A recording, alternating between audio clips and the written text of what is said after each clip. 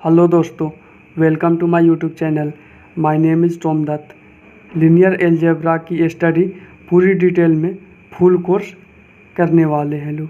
Linear algebra जो कि एक बहुत ही इम्पॉर्टेंट टॉपिक है जिससे मैक्सिमम कम्पिटिटिव एग्ज़ाम जैसे कि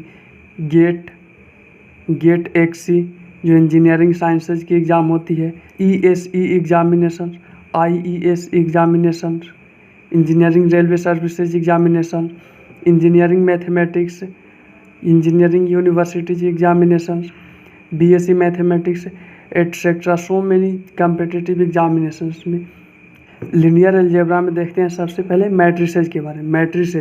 मैट्रिसेज की डेफिनेशन क्या होती है?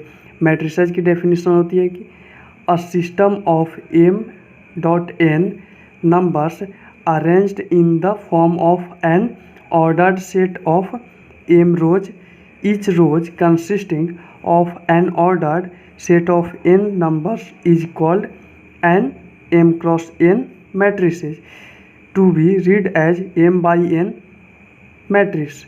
मैट्रिक्स की ये एक जनरल फॉर्म होती है जिसमें m क्रॉस n, इस मैट्रिक्स की जो ये होती है इसे नंबर रोज बोला जाता है। मैट्रिक्स की first rows, second rows, third rows up to n rows इस मैट्रिक्स में हो जाएगी।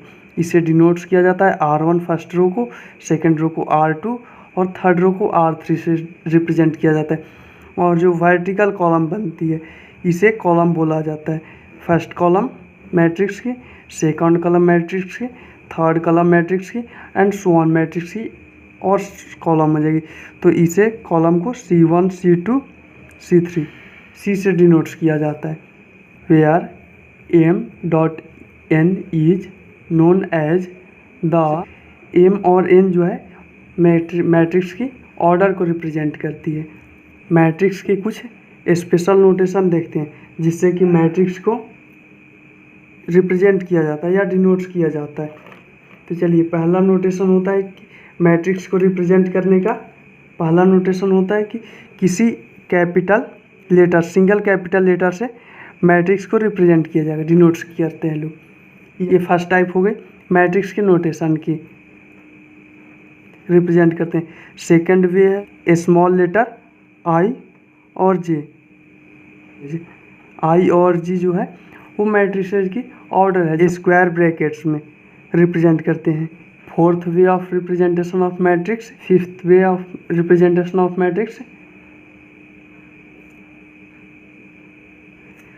these all things represents a matrix.